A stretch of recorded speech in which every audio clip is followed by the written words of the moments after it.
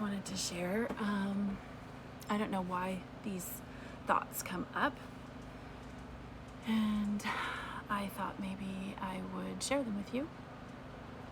It helps me a lot. I think the first time I ever really remember child molesting ever being an issue, because my mom had a very torrid past with being molested herself. She was always someone that the friends or the abused sisters kind of gravitated to, and I appreciate that about my mother. She was as helpful as she could be as a broken person herself, trying to heal. And I appreciate that she would always try her best. There was a sister who was from back east. She was dealing with her own issues. Her husband had molested her 17-year-old daughter, and he was an elder, and she found it very difficult to get justice back east. And this was about, if I recollect, I was probably about 12 years old. So in the around 80s, yeah, in the 80s. So my brother was about 6, and I had never heard of that before. I'd never heard of a sister going through something like that. And she was like a deer in headlights. That's what I remember.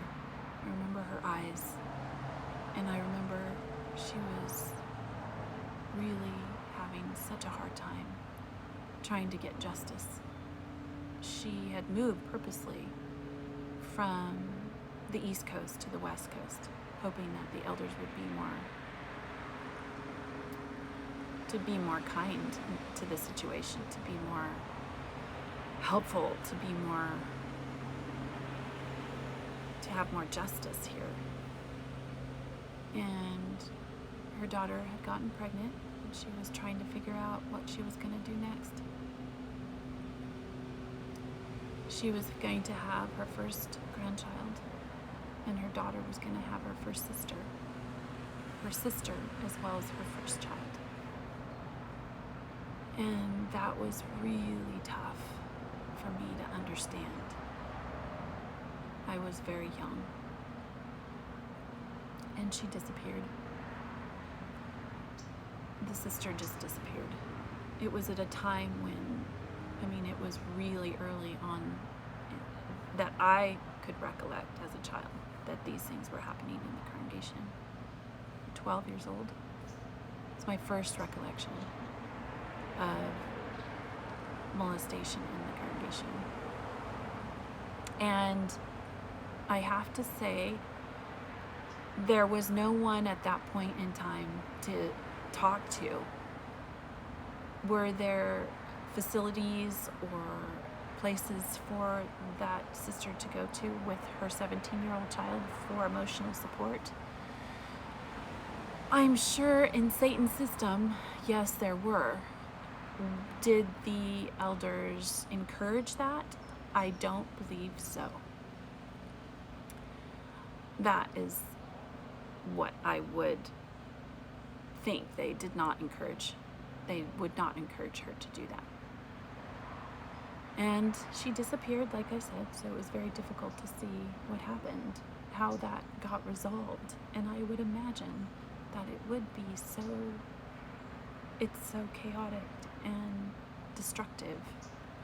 It would never be the same. Now, right now, my children are having a lot of difficulty trying to process what just happened, because our friends who we were connected to were like our family. So they no longer have that connection. It's difficult. and my oldest is, and she tears up. I think as a parent, to be able to listen to that and without judgment and irritation and just be quiet with the pain, I understood that was going to be a process for me, but I also have to remember that it's a process for them. My 8-year-old seems to be a lot more resilient. She's a lot younger, but because I have I was a regular meeting attender. We continued to do I was regular in my hours when it came to monthly hours, at least a 10-hour publisher. I would say I had gone through I had had some medical setbacks, so physical setbacks, so I couldn't go like 10 hours a month. But what I'm saying is I was very consistent and I was very regular. So I understand. This is a cut. This is something she just is having a hard time with. But as a parent, and how I saw molest dealt with over the years, or not dealt with over the years, by the elders, by the branch, I would prefer her to have this pain than to ever have her innocence taken away. And then I could never replace that. I can't ever replace that. I could never give that back to her. I can comfort her right now. I can listen to her pain. And I can be in it with her. But once somebody molests your child, you can never give that back. You can never give that innocence back. My encouragement for families that are going through this, go and get the proper help. Go on the outside. Protect your family. I am. Because I know there's no safety net. If my child was molested, nope, the elders would not help me with the situation. They would not be behind me. They would say, yeah, you go ahead. You do it if you want to. But guess what? We can't. We have to step back. Nope. Protect your children. And yes, for people who are having children that are going through what my children are going through, let them have the pain. Hear them out. Be with them. Walk through them. With them. Walk the pain. Walk it with them. Let them see you cry. And you cry together. It's okay. Feel the pain. It's like anything else. Death. If you don't mourn for it, it comes back and it haunts you. But you could never give them their innocence back. Friends will come and go. So I hope that helps. I hope that gives some comfort. I think too, this is a wonderful venue. It's a game changer for people now. They can be able to talk and connect and see each other. I always remember, asking my husband, did you see anybody? Did you see anybody I might know? On YouTube? Yeah, so if my dad had this venue, if he had heard people talking, I think it would make it a lot easier. It would have made him not feel so alone. And that maybe, he could see that there were other people that thought very differently about disfellowshipping or what he was going through with his family, and they could hear each other experiencing the pain. And like I said, there's recovery for molest, there's recovery for different types of addictions. But when it comes to Jehovah's Witnesses or Mormons, there is cult recovery, but it's hard to recognize that you're actually in a cult.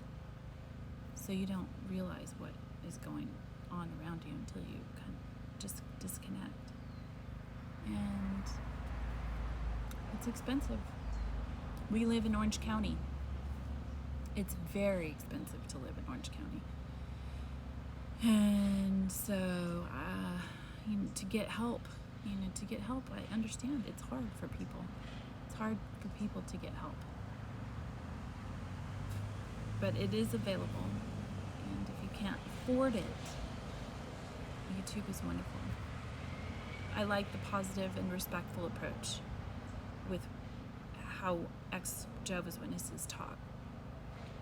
I noticed I shut down as soon as I heard language that I wasn't used to, or language that I don't use. A bad word at the right time is oh how good. I respect having that. To be able to say a bad word at the right time, I get it. But to constantly hear it, I don't want to hear that. I'm not interested. I don't want angry, because that's not, for me, I didn't want that. I want what I'm hearing to help me. I have to be careful with what I'm listening to, because I want to get through this. I want other people to get through this. And you feel naked, you feel stripped, you feel disenchanted. Everything just flips. So yeah, purposeful. I want to understand what I'm feeling, and I want to hear positive feedback from others. So I hope this helps you today. I hope that you find this helpful to get through whatever you're going through right now. Some of us are feeling a little worse than others. Just don't give up. One day at a time. One day at a time. I like what we read. It was very good. I'm going to redo it. Okay, I'm going to reread it. You have a good day, and follow your bliss, and be good humans.